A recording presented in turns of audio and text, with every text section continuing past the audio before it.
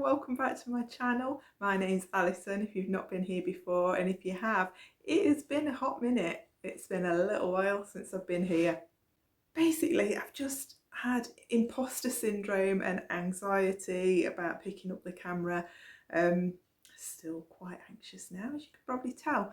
But basically, I'm a 50-something-year-old neurodivergent menopausal woman, and anxiety's been a thing over the last 6 months or so.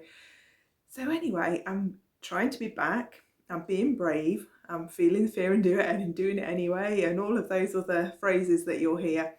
And I'm just recording something and putting it out there. I decided, pick up the phone, do the thing, put it out there, and this is a reminder to myself that you don't have to be perfect. Like probably loads of you, I am still getting to grips with 50 plus years of conditioning that you need to be perfect, that you need to have things right to do it. You don't. If there's something you want to do it. Just do the thing. So this is my reminder that it doesn't matter if my hair's not right today. It doesn't matter if my makeup didn't go right this morning. It doesn't matter if the rest of my house is untidy, so I can't possibly spend time picking up a camera. I want to do this, so I'm doing it. Welcome to the chaos. This is probably how this is going to go from now on.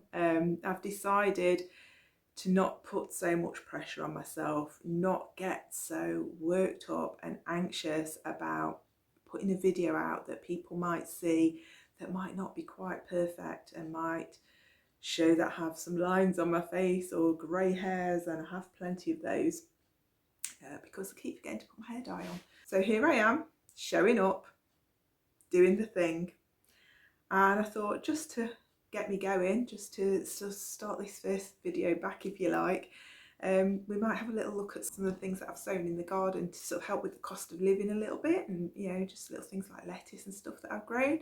Moving forward, I'm not sure what I'm going to be putting on here. It's just going to be me and my life. If you want to see that, then please do like and subscribe and join me on this chaotic journey. I have actually just put plans into place. I'm just starting my own business because, as I said, anxiety, menopause, hot flashes are a thing. They're a real thing. Struggling to want to work outside the home. I'm a hypnotherapist and trauma specialist by trade, but really not wanting to. I just want to work at home. I like being at home. I love being at home. And I just don't want to have to go out to work and struggle with these hot waves and anxiety and burnout and things like that. So I'm starting a business from home. It's something that I've done a little bit before, but seem to always come back to, and I should be speaking more about that on a future video. I'm going to be doing a little bit of a video diary to chart my progress, partly for my own benefit, so that I can see, later down the line how far I've come. I'll also be showing you how I'm starting it with, I started with £0, selling a few things here and there to get a little bit of equity together to buy some stuff. If all of that sounds like something that you want to watch, then please do stick around. That's enough of me waffling on for now. Let's go and have a quick look outside at what I've been growing. Right outside the back door, I've got a hanging basket that I usually put plants in, but this time I've put in some little hanging cherry tomatoes, and I'm also going to put some in this basket on the wall as well. These are some nice French beans that are going to go in at the top of the garden, and some lettuce. Now with the lettuce, I always grow the ones where you can pick off the leaves from the outside and leave the centre to grow, so I can plant them quite closely together, because I just harvest the outside leaves like this and then leave the centre to grow more leaves, and then you can keep picking and it'll keep growing.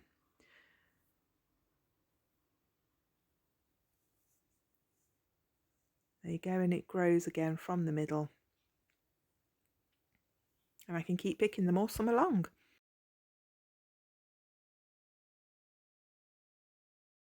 Here are the rest of my seedlings waiting to go into their pots or into the garden. And here I'm growing some midnight sun kale that I'm going to grow for salad leaves. And then these are chard, and they're also going to be for baby salad leaves. Now in this pot and another pot, I'm growing pea shoots, and I'm going to just use the normal peas that you just buy in the shop, these bachelor's peas. Just sow them really thickly, and then when you've got a shoot the size that you want, you can just pick it and use it in a salad. Now these are really expensive if you buy them in a bag in places like Morrison's or Sainsbury's, and you can buy one of those packs of peas for less than £1 and get loads and loads out of it.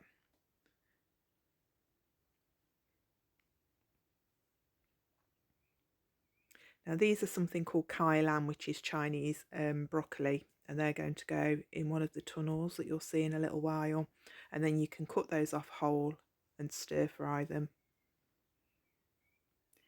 These are my beetroot, 2 different sorts, the normal red beetroot and also chioggia, which are kind of like a bullseye when you cut them open in the middle. They're really pretty. And here we've got some kohlrabi. I like to roast those. Some red cabbage. They won't be ready for a little while yet. Some more chard, they're to grow big. And these are little celery that I'm going to grow, and again cut the outside stalks off as I want them and let the centres grow. And then that's some kaleets. They won't be ready until the winter time. That's the rest of my tomatoes that I need to plant out. And these are the squash. So I've got Crown Prince squash, which will grow in a massive vine and then will grow big, kind of like pumpkins, but they're big and blue. That's some courgette. Some honey bear squash there on the right, and then there is a tiny little cucamelon plant.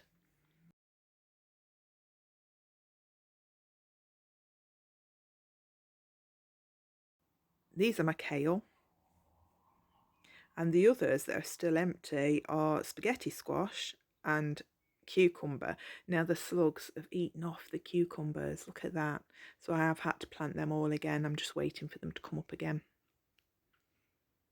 And now I've got all my herbs. I've grown loads and loads of herbs. This one's a peppermint. It's a chocolate peppermint that's from the garden centre. That is a parsley that overwintered that was just from the supermarket. Then rosemary and also garden mint, again just from the supermarket. Just buy them in the grocery section, plant them, and then they last for well, they last forever. They'll keep coming back every year. That one's basil from the supermarket, but that will only last the summer. And some chives in a little pot that I've had for quite a few years now. That's tarragon, French tarragon, dill, and then that one's a cola plant. If you rub the leaves together, it actually smells like cola. Now this year I've put the strawberries from the garden into these planters so that the slugs are less likely to eat them, because last year they ate the whole lot. And as you can see, there's loads and loads of flowers on them at the moment, and they're just starting to fruit. Need to keep those well watered.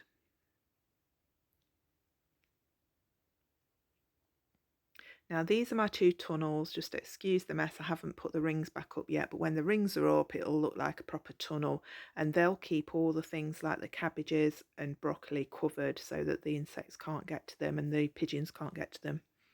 And they're 4 metres by 1 metre each, so I can fit loads and loads in there.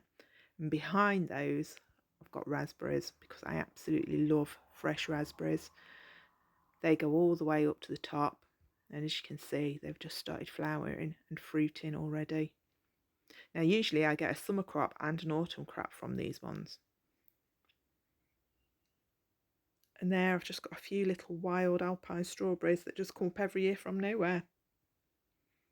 And again, another herb patch. Look at those flowers on the chives. They're so beautiful and the insects love them.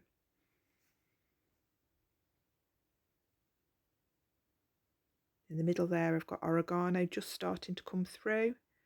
Sage just starting to come through. It actually gets an awful lot bigger than that.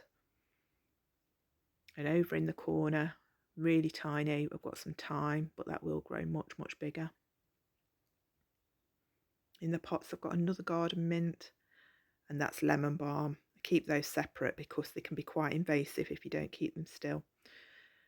That's my fig plant, and this year it looks like I might actually get some figs from it. And this is another piece of garden where I've got 2 blueberries in pots, nice big blueberry plants. We had absolutely loads of blueberries from those last year. And these are high value crops. These are things that cost an absolute fortune in the shops. So if you can grow your own, it really saves the pennies and the pounds. They come from those little flowers, little bell-type flowers.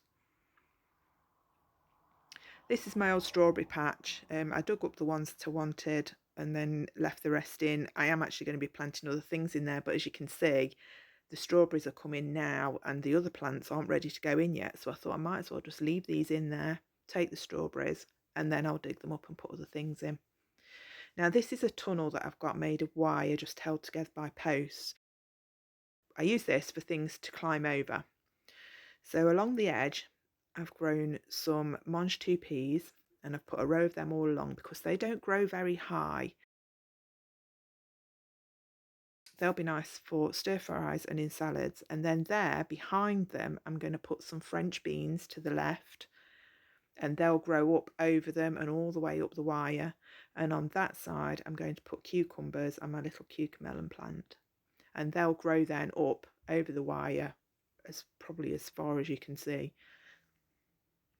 This patch behind the strawberry bed is for the courgettes, and then on this side I'm going to be planting the spaghetti squash, which again will grow right up over the frame. So thanks so much for joining me today. Thank you for supporting me and for being there for me while I do this scary thing and put my first video back on here, and I shall see you again soon. Bye for now.